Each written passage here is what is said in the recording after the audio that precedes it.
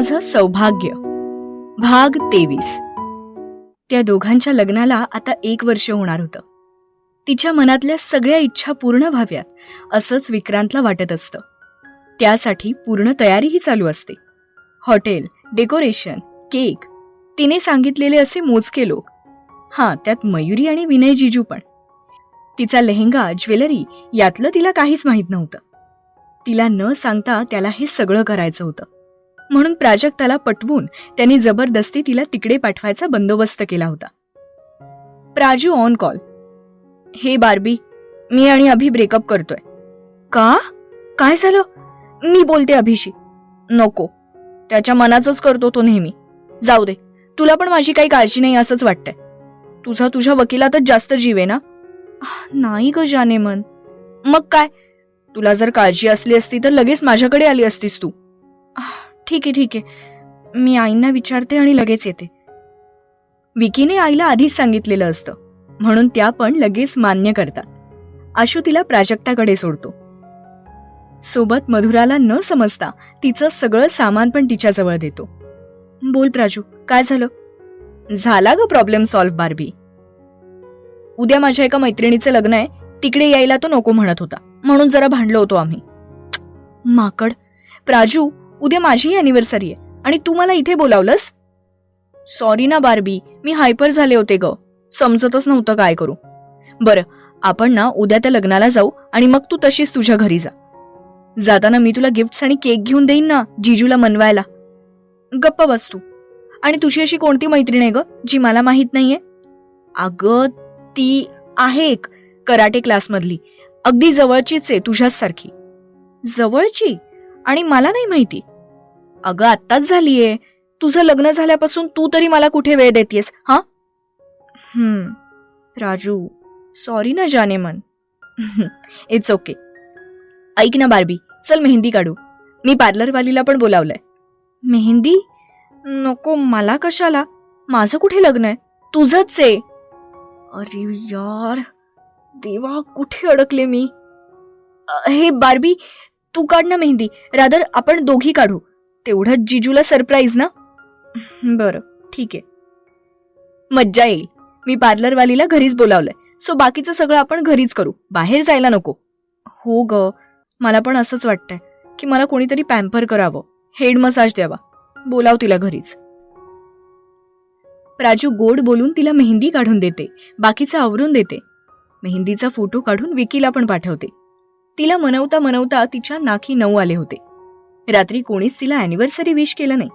तिने विक्रांतला 12ला विश करायला फोन केला तर त्याने फोनच उचलला नाही. त्यामुळे तिने मेसेज केला. त्याला वाईट वाटलं, पण हे सगळं तिच्यासाठीच तर चाललं होतं.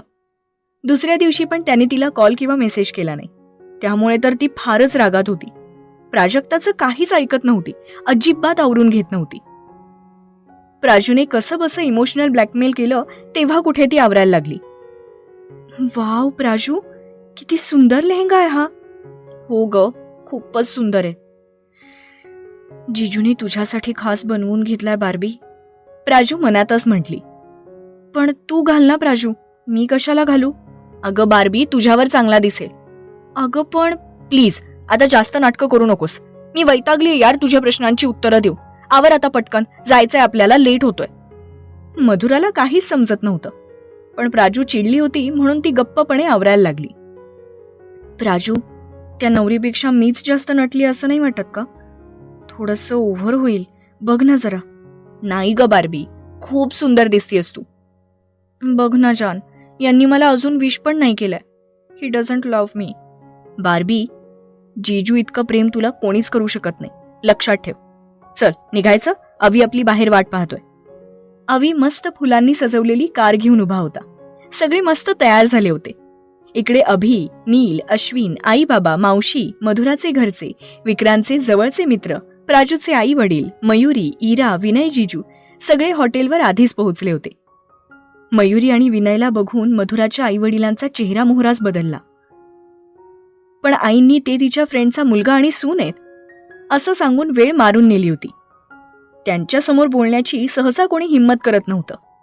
मधुरा सगळं सावरत हॉलच्या आत येत होती. अचानक प्राजू कुठेतरी गायब झाली. अंधार होता. आणि एक फोकस तिच्यावर आला. डोळ्यावर पडलेला तो उजेड बघून तिने हातांनी फेस कव्हर केला. फुलांच्या पायघड्या आणि त्यावर सजून उभी असलेली ती. लाल कलरचा लेहंगा, गळ्यात नेकलेस, मॅचिंग इयरिंग्स, हातभर मेहंदी, त्यात बांगड्या, नाकात रिंग, आंबाड्यात बांधलेले केस, मांग टिका, डोळ्यात काजळ, लाईट मेकअप, कपाळी छोटीशी टिकली. तिचं छोटं मंगळसूत्र नेकलेसच्या आत गेलं होतं. काही वेळाने हात काढला तर समोर विक्रांत होता. तिला मॅच होईल असा शेरवानी घालून, गळ्यात ओढणी, वेल ट्रिम्ड शेव, केस परफेक्ट सेट करून, हातात वॉच, पायात मोजडी, चेहऱ्यावर $1,000,000 स्माईल. दोघं एकमेकांकडे नुसते बघत होते. जे क्षण ते आधी उपभोगले नव्हते ते आता विक्रांतनी परत आणले होते. मागून आवाज झाला तसे ते दोघं जण भानावर आले. गुडघ्यावर बसून एका हातात रिंग घेऊन विक्रांत तिला लग्नासाठी प्रपोज करत होता.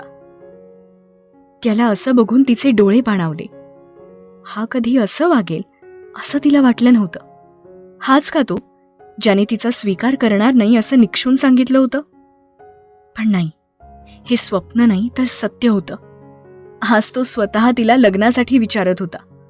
कायमस्वरूपी फक्त तिचा आणि तिचाच होणार होता तो.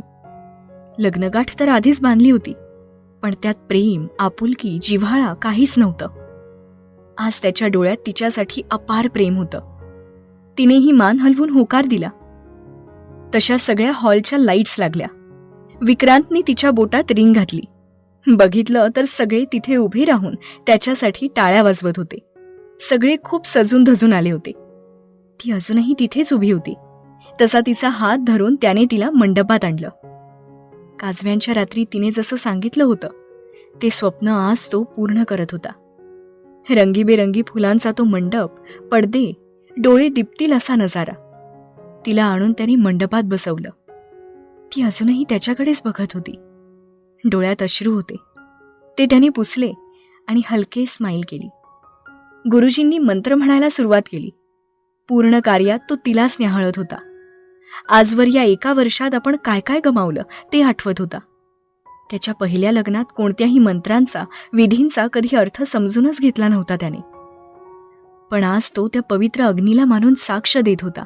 तिची साथ कधीही न सोडण्याची, तिच्यावर अखंड प्रेम करण्याची, सुखदुःखात नेहमी तिच्या सोबत राहण्याची. हार घातले, फेरे झाले. त्याने तिच्यासाठी एक नाजूक डायमंडचं मंगळसूत्र आणलं होतं ते घातलं. शिवाय एक हँड मंगळसूत्र पण घातलं. सिंदूर लावला. आईंनी डोक्याला हातच मारून घेतला, हे काय नवीन ध्यान म्हणून. परत कन्यादान केलं. सगळं झालं, पण कानपिळी विधी परत नको का? अभि, संदीप म्हणजे मधुराचा दादा, सोबतच अवी, नील, आशू सगळ्यांनी विक्रांतचे कान पिळून लाल केले. मधुराला त्यासाठी वाईटही वाटत होतं आणि मज्जाही वाटत होती. नंतर वेडिंग केक आणला. दोघांनी मिळून तो कट केला, एकमेकांना भरवला. लग्न पार पडल्यानंतर तिच्यासाठी खास फोटोशूट पण केलं. विक्रांतने तिला उचलून फोटो काढले आणि नंतर या दोघांनी सगळ्यांसोबत खूप सारे फोटोज काढले. विक्रांतने तिथेच अजून काही अरेंजमेंट केली होती. त्यात एक मोठा बाऊल होता, कुंकवाचं पाणी होतं. त्यात प्राजूने अंगठी टाकली. दोघंही शोधत होते. विक्रांत मुद्दाम तिचा हात आतमध्ये पकडून ठेवायचा, जेणेकरून तिला सापडूच नये. शेवटी तिने त्याला एक डोळा मारला आणि त्यामुळे पटकन त्याने हात सोडला आणि तिला अंगठी मिळाली. तीही त्याने तिच्याच बोटात घातली. नंतर सुपारी सोडण्याचा पण खेळ ठेवला. त्यात मात्र त्याच्या ताकदीपुढे तिचा मेळ बसेना, त्यामुळे विक्रांतच जिंकला. सगळे जेवायला बसले. नेहमीप्रमाणे विक्रांतने तिला सगळ्यांसमोर फक्त 2-3 घास नाहीत तर सगळं जेवण भरवलं. ती लाजून नुसती लाल झाली होती. जाताना सगळ्यांचे आशीर्वाद घेण्यात आले. सगळेच खूप खुश होते. या मागच्या एका वर्षात तिने खूप काही गमावलं होतं आणि त्यापेक्षाही खूप काही मिळवलं होतं. उखाणा घेण्यासाठी सगळे खूप जोर देत होते. तसा तिने उखाणा घेतला. पुरुष म्हणजे सागर, स्त्री म्हणजे सरिता, विक्रांतरावांचं नाव घेते तुम्हा सर्वांकरिता. विक्रांतही काही कमी नव्हता. प्रेमाच्या चौकात किती पण फिरा, शोधून सापडणार नाही मधुरासारखा हिरा. काय अहो. सगळ्यांचा निरोप घेऊन ते घरी येतात. आईंनी त्या दोघांचंही औक्षण करून त्यांना घरात घेतलं. चहा पाणी झाल्यावर ती त्यांच्या बेडरूममध्ये आली. तसा विक्रांतही मागून आला. तिचा चेहरा स्वतःकडे करून त्याने तिला जोरात मिठी मारली. तू खुश आहेस ना बच्चा? हो, खूप जास्त. आज मला सगळं मिळालं. माझी सगळी स्वप्न आज पूर्ण झाली तुमच्यामुळे. अजूनही माझा विश्वासच बसत नाहीये. विक्रांत, सकाळी एक बोलायचं राहिलं. काय बच्चा? तशी ती स्वतःला थोडं बाजूला करते. ते तुम्ही आज खूप हँडसम दिसताय, एकदम कडक. हो, म्हणजे आता तुझ्यासमोर थोडं बरं तरी दिसावं म्हणलं. हो का? पण विक्रांत, हे सगळं खरंच अविस्मरणीय होतं. मी हे कधीच नाही विसरू शकणार. तुम्ही खरंच ग्रेट आहात. तो तर मी आहेच. बरं मधुरा, लग्नानंतरचा एक विधी राहिलाय. तो कधी करायचा? कोणता हो? तिला समजलं तर होतं, पण यावेळी ती उगाचच थोडी नाटक करत होती. मधुरा, खरंच नाही समजलं तुला? नाही हो. बर, ते ना बच्चा, सुहागरात राहिली आपली बाय द वे. इश, आय हाय, मी मरून जाईल असा तू लाजल्यावर. गप्पाओ, काहीही काय बोलताय. बरं, सॉरी. मधुरा, तू खरंच तयार आहेस का? नाहीतर मी अजूनही थांबेल, तुला मी जवळ नको असेल तर. राहीन एकटा. तोही नाटक करत तिच्याकडे पाठ करून उभा राहिला. नाही नाही, मी असं कधी म्हणलं की मला तुम्ही जवळ नको आहात म्हणून? ती बोलण्याच्या ओघात बोलून गेली. नंतर समजल्यावर जीभ चावत गप्प बसली. खरंच बच्चा, तू तू खरंच तयार आहेस? ती मान खाली घालूनच हो म्हणते आणि लाजून त्याच्या कुशीत शिरते. I am so happy Madhura. Finally you are mine. I love you Vikrant. I love you too my sweetheart. चल, आपल्याला जायचंय. बॅग पॅक कर. कुठे? ती हळूच मान वर करून विचारते. हनीमूनला. तशी ती पुन्हा लाजून आपला चेहरा लपवते.